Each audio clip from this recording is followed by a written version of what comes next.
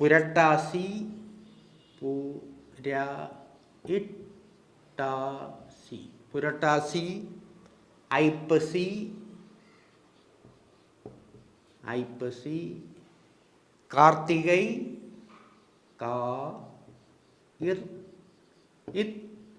കാർത്തികൈ കാർത്തിക ഉണ്ട്. കാർത്തിക എഴുതും ഇങ്ങനെ വേണം, ഇറ് ഇട്ട് ഈ ഇത്തും എഴുതണം. കാർത്തികൈ അതാണ് അതിൻ്റെ രീതി. കാർത്തികൈ മാർഗഴി മാർഗഴി മാർഗഴി തൈ